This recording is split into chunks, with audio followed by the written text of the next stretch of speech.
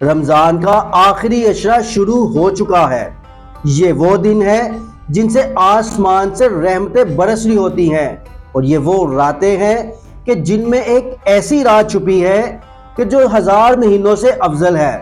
یہ وہی عشرہ ہے کہ جس میں نبی کریم صلی اللہ علیہ وآلہ وسلم اپنی عبادت کو بڑھا دیتے تھے۔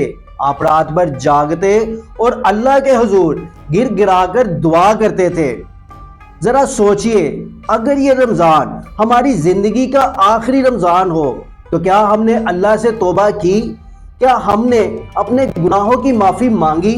یہ آخری عشرہ صرف چند دنوں کا مہمان ہے، ہو سکتا ہے کہ یہ دن ہماری تقدیر کو بدل دے۔